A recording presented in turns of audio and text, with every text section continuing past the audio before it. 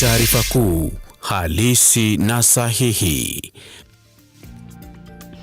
Na mtazamaji, hujambo si jambo, shikamoo, marahaba, karibu kwenye taarifa zetu mchana wa leo. Jina langu ni Fiona Kinga. Tuko na mengi tumekuandalia kutoka kaunti zote 47, lakini kabla tuja kutaarifu taarifa hizo, wacha mwanzo tupate yaliyomo. Hii ni Taarifa Kuu, halisi na sahihi.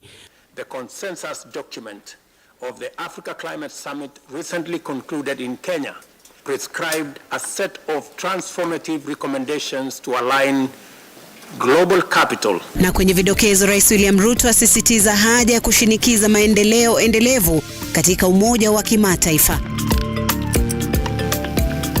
Aliyekuwa mkurugenzi mkuu wa mamlaka ya mawasiliano nchini Ezra Chiloba aendelea kujipata kwenye njia panda ya mkondo wa sheria. Kunani? I expect the Treasury to implement a tracking mechanism. Vehicles meant for service delivery should only be used for service delivery. Gavana wa kaunti ya Nakuru Susan Kihika atangaza kuratibu sheria madhubuti kukabili ufujaji wa ushuru katika serikali yake. Hii ni Taarifa Kuu, halisi na sahihi. Naam, karibu kwenye taarifa zetu. Kumbuka unaweza kuwasiliana nasi kupitia mitandao yetu ya kijamii Facebook, Twitter, YouTube, ambapo tunapatikana Lookuptv. Mtazamaji wetu, tuma rafa yako, tutakuwa tunaisoma rafa yako. Unatutazama kutoka wapi, unaitwa nani, na tutakuwa tunaisoma rafa hiyo kadri tunavyoendelea kukupatia taarifa hizi. Kwa sasa andamana nasi hadi tamati. Mkurugenzi mkuu wa mamlaka ya mawasiliano nchini Ezra Chiloba amesimamishwa kazi, huku Christopher Wambua akiteuliwa kama kaimu mkurugenzi mkuu wa mamlaka hiyo. Haya yanajiri kufuatia kuwasilishwa kwa notisi kutoka kwa mwenyekiti wa bodi hiyo Mary Mungai siku ya Jumatatu baada ya mkutano wa bodi ya mamlaka hiyo uliofanyika tarehe 18 Septemba mwaka huu.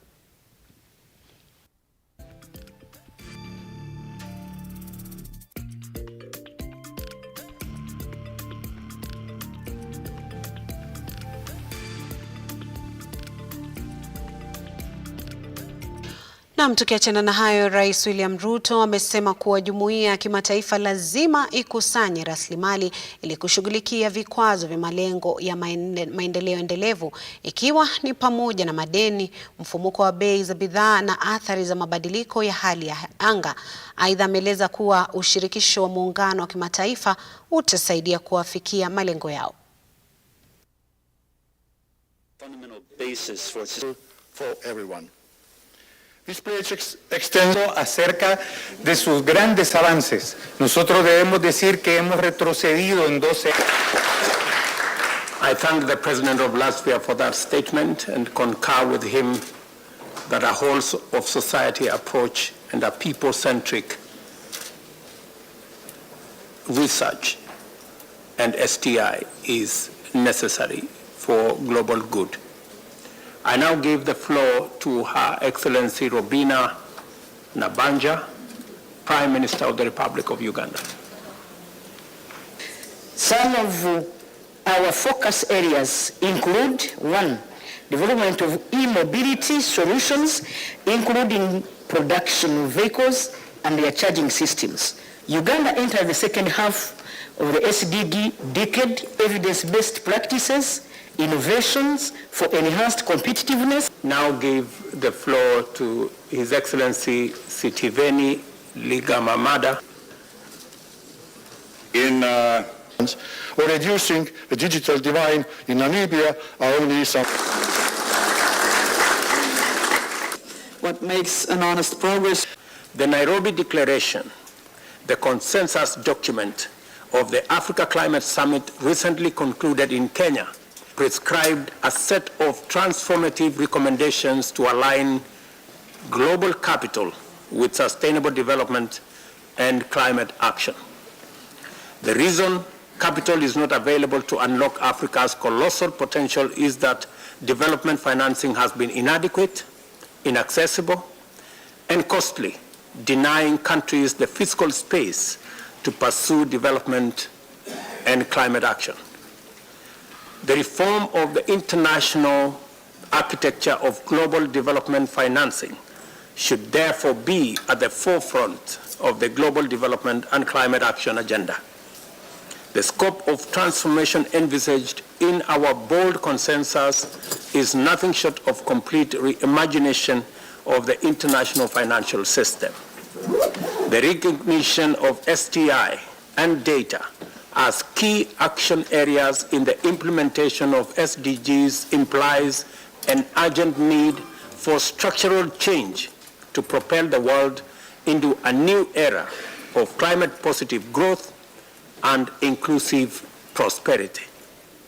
From generating data and models to support carbon pricing and natural asset valuation to disaster early warning, response, recovery, and resilience.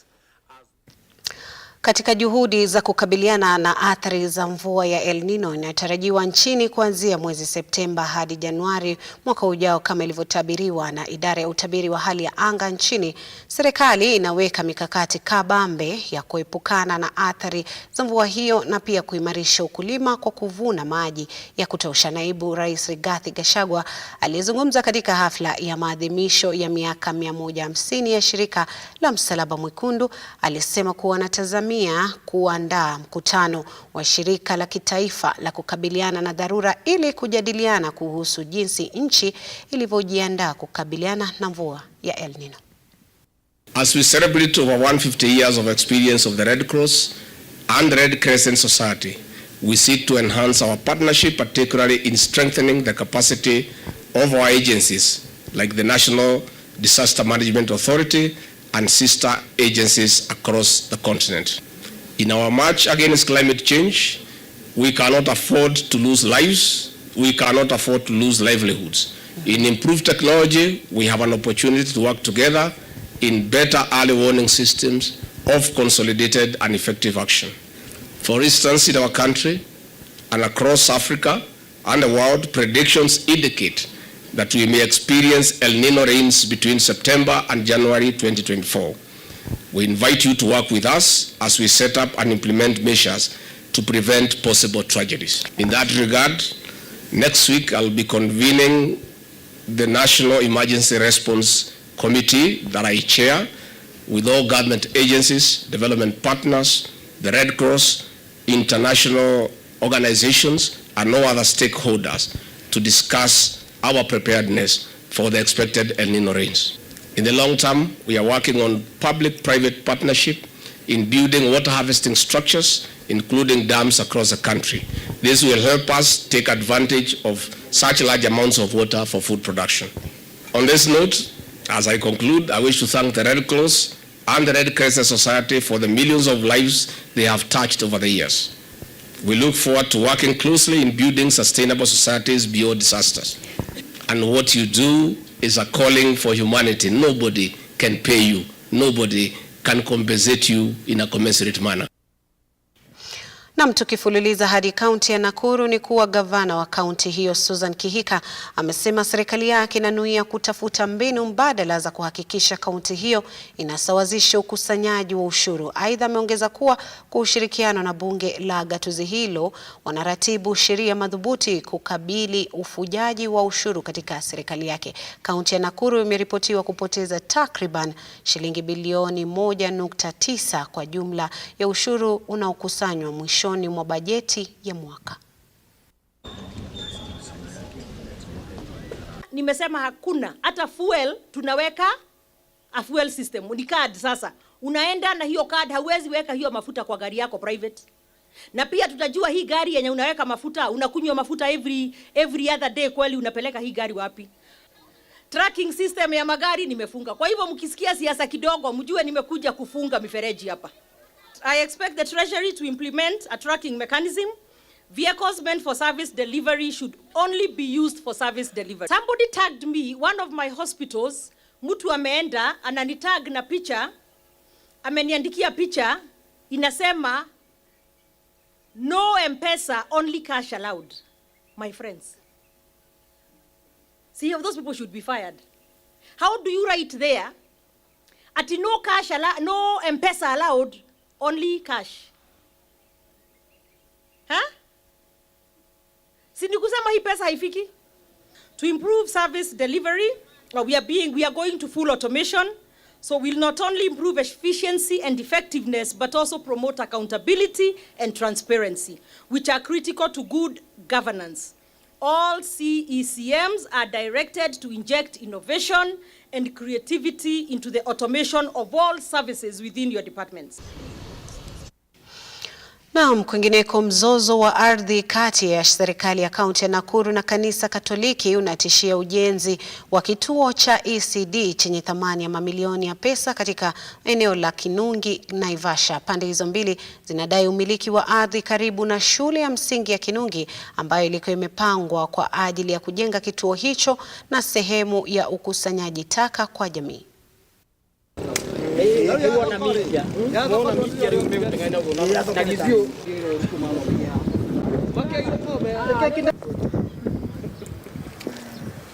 Na ile ambayo imetushangaza sana ni kwamba wameenda kwa registrar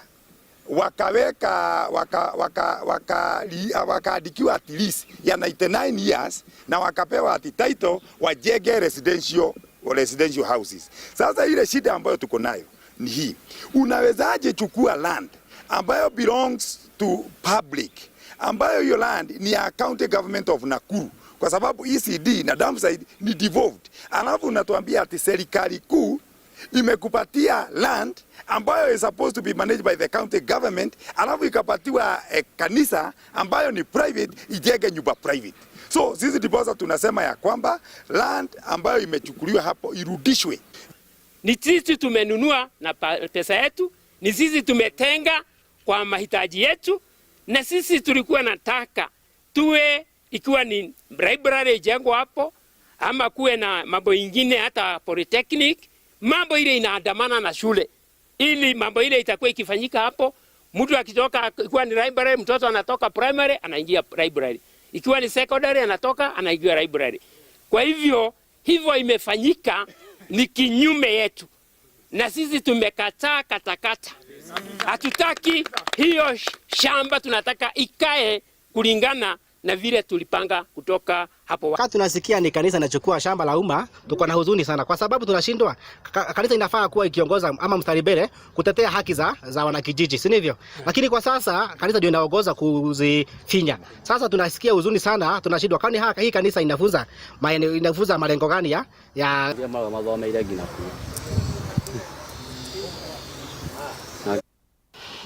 Na mtazamaji, kulingana na kopo langu hapa la kronomita ni kuwa dakika 13 zimepita tangu saa 7 kamili saa za Afrika Mashariki. Kwa sasa nitakuwa nachukua mapumziko kidogo, lakini katika muda usiokuwa mrefu mtazamaji wetu tutakuwa tunarejea na taarifa zaidi. Usiende mbali.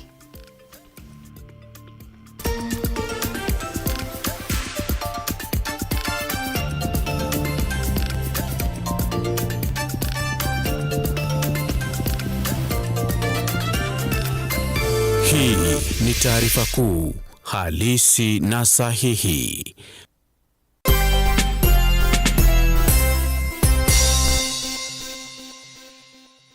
Realize your home ownership dream by investing in Brookvale Tuala, a magnificent prime residential property located in Ongata Rongai.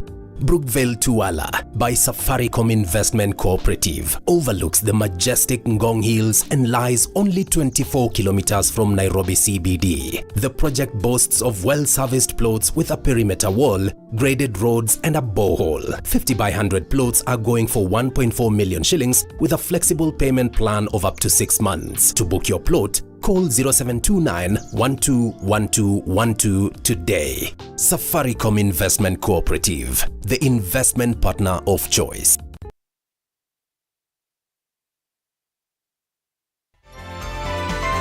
Infinity Industrial Park is one of the largest private industrial parks located along Eastern Bypass, Nairobi, which provides modern infrastructure for smooth operations for industries and business enterprises. Infinity Industrial Park offers world-class amenities and facilities with wide roads, a police station, a power substation, fire station, public transport stage, hospital, and shopping mall. In addition, Infinity Industrial Park also offers CCTV cameras, 24-hour private armed security patrol, sewer, water, fiber optic cable, and 3-phase power connection, added to public utility, canteen, and dining areas. Sail on the golden opportunity to invest in Infinity Industrial Park, fully serviced warehouses at a special price of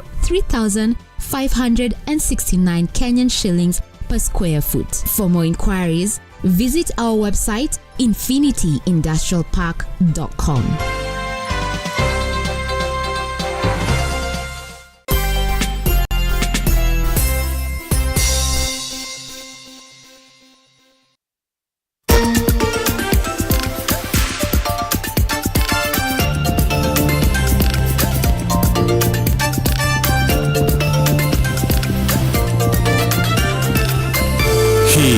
Ni taarifa kuu halisi na sahihi. Karibu tena mtazamaji, tuendelee kukutaarifu. Shirika la Marekani la Top Talent Agency limetoa msaada kwa wanafunzi wa Kisii katika ziara yao kaunti hiyo, huku wakiwahimiza wanafunzi kufikiria kwa kina kupata ujuzi wa kutimiza ndoto zao maishani katika kazi muhimu maishani. Mkuu wa shule ya wasichana ya Kereri, Tabitha Mogonchi, amesema kuwa shule hiyo imefurahia ushirikiano huo. Here today to motivate and inspire and educate the girls of the Kereri School. We've been very impressed with them for some time. This is our second visit to the school. We brought speakers, authors, writers, experts to come here and to give them words of wisdom, words of encouragement, and help them with critical thinking skills and really help them with their education and their growth. With my partner Carissa and I, we're creating a global women's empowerment movement, one that does not exclude men. We teach women how to be queens, how to be kings, men to be kings, and women to be warriors, and that they are strong. Because from what they have learned today, they are able to embrace a good working relationship with each other, courtesy of this group.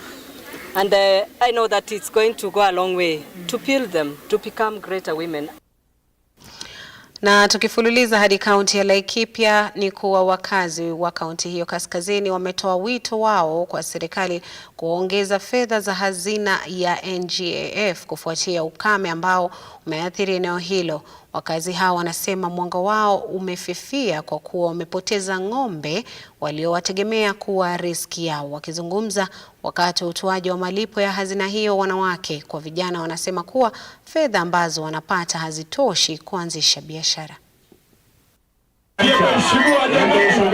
Ila tuombi ni kwamba serikali iangalie kwamba facilitation ambayo wanapatia women rep, hiyo pesa kidogo ambayo wanampatia inakuwa kidogo sana, haiwezi fikia jamii ambazo zinahitaji zaidi, kama vile jamii ya Wapokot, Waturukana, Samburu, wale ambao wanaishi katika hii area wana mahitaji mengi. Ukiangalia wote wanatazamia hiyo GAF, na hiyo GAF ukiangalia pesa ambayo inakuja kwa GAF haitatoshelesha mahitaji yao. Ukiangalia group ambayo ilikuwa imeapply ni zaidi ya 4,000 na wote wanataka pesa ya empowerment, wote wanataka value addition. Sasa watatoa wapi? Sasa ukiangalia wana mashamba, wanategemea mifugo, na mifugo ambazo wanategemea ndio pia shule yao inategemea. Ukiangalia hali yao ya uchumi iko chini. So sisi tungeomba William Samoei RUTO katika serikali yake ya bottom up, kuna jamii ya wafugaji ambao wanahitaji zaidi ya huduma kwa sababu hawako sawa na wale jamii wengine. Hapa elimu iko chini kwa sababu hata shule watoto wanaenda kama kilomita 8. Maji ambao wanakunywa pamoja na pundamilia, wanakunywa pamoja na ndovu, wanakunywa pamoja na maumbwa kwa sababu ni maji ambayo iko stagnant, iko chini. So sisi tungeomba huduma zaidi upande huu wa Laikipia North, ili mashule yakipatikana, civic education ipatikane, ujinga itaondoka, hata wizi ya ng'ombe itaondoka. Ile pesa ya vikundi tutapeana ni shilingi milioni 9 ambayo inatakikana isaidie wamama wetu, vijana wetu na hata watoto wetu ili waweze kujiendeleza. Hiyo tutafanya, lakini tunajua shida zetu Laikipia ni mingi sana, na tunaendelea kuambia serikali shida yetu ya maji, na tena niseme maji ni lazima tuitatue. Watu wetu wapate borehole, wapate water pan, na mwishowe tupate zile dams kubwa tuliahidiwa katika ile budget tuliopitisha. Kwa hivyo watu wa Laikipia tunaendelea kushikilia imani ati mambo itakuwa mazuri, watu wetu waweze kukuza chakula. Juu leo hata nikipatiana chakula ya leo, ya kesho hakuna. Kwa hivyo ni lazima tutafute suluhu ambayo itasaidia watu wetu ili wapate chakula yao ya kujitosheleza na pia ya kuuza. Zaidi ya wakazi 3,000 huko Lelan, eneo bunge la Pokot Kusini, watanufaika kwa mradi wa maji uliozinduliwa kwa usaidizi na kanisa la St. Joseph's Baptist. Mradi huo wa maji utakuwa nguzo muhimu kwa wanafunzi wa shule ya upili ya Kapsait ambao kwa kipindi kirefu wamehangaika wakilazimika kuyakatiza masomo yao kutokana na kiangazi na ukame, hali ambayo imezorotesha masomo ya waziri wa maji wa mazingira katika kaunti ya Pokot Magharibi, Lucy Litole. Amedokeza kuwa serikali watashirikiana na wahisani mbalimbali katika kukabili tatizo la ukosefu wa maji shuleni na kuhakikisha kuwa wanafunzi wote kaunti hiyo wamepokea elimu bila ubaguzi.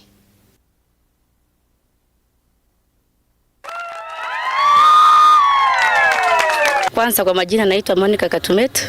Hii ni Kapsait Secondary School. Shule hii imekuwa ikipitia changamoto ya maji. Being an island, maji ni mbali na tungeweza kupata gratification water, na Mungu kupitia Bramwell, Naomi na Pastor Terry ametuonekania tumepata maji. Ukiangalia kuna toilets iko pale haijawahi tumika since 2020 kwa sababu tulikuwa na changamoto ya maji. The first well I ever did was in West Pokot at Upendo Baptist Church. Right, in Orolo. Oh. Yeah, that was my first well we did. Bramwell did that well too. Tunafanya kazi kwa karibu sana na wahisani wetu kwa sababu bila uhusiano mwema, kwa kusema ukweli, hatungepata usaidizi kiwango hii. Hii maji inaweza kusaidia watoto wa hii shule na kulingana na historia ambayo nimepata hapa, hii maji imeweza kutatua shida kubwa sana ambayo shule imekuwa ikipitia. This time round we really appreciate God because we have a brand new well, and this well is going to stay here for years and years. All of us shall die and leave this well. People will be having good water, and that is the happiness of my heart. Kufuatia ongezeko la mauaji ya kiholela katika kaunti za Elgeyo Marakwet na Pokot, washikadau kutoka kaunti husika sasa wamebuni mbinu za kukabiliana na utovu wa usalama ili kuhakikisha waathiriwa wamesaidika. Haya yamesemwa kwenye mkutano wa washikadau hao ambapo suala la vita baina ya kijamii lilijadiliwa kwa kina. If government and partners take this, the other says they take this. The policy is actually a guideline for the county and the directorate on the operations, how the directorate will carry out its operations. If there is anything that has to be done in those areas of Marakwet East and West, there has to be a guideline, there has to be a procedure of how things are done. If people have to be assisted, if operations have to be carried out, and even receiving complaints and anything peace. Well, we have had a brunt of insecurity and banditry and all that. We are doing this and so that we have linkages with other counties. There are counties in the front counties that have this similar problem. So this bill and this policy will enable us to link up with those for purposes of integrating into one unit. So our county will go a long way in sorting out the issue which has been in Kerio Valley and boundaries of West Pokot and Baringo for a very long time. Our youths have been combatants in this issue of insecurity, and we have lost so many young men who are well educated because of the infiltration of small arms into our county. We want, one, to address this issue, elimination of small arms in our county. So as development actors in this space, we work with different groups in the community, including the herders in the grazing fields, to try and address grievances around resource sharing and climate-induced migration that is interfering with the local resource governance mechanisms. Na kwenye spoti, timu ya taifa ya soka ya kinadada Harambee Starlets imeondoka nchini leo kuelekea jijini Douala nchini Cameroon tayari kucheza dhidi ya Indomitable Lioness ya Cameroon. Mchano huo wa mkondo wa kwanza wa kufuzu kushiriki kombe la mataifa bingwa bara Afrika kwa kinadada umeratibiwa kuchezwa Ijumaa wiki hii. Kikosi hicho kimepigwa jeki kwa kurejea kwa Ese Akida anayechezea timu ya FC PAOK.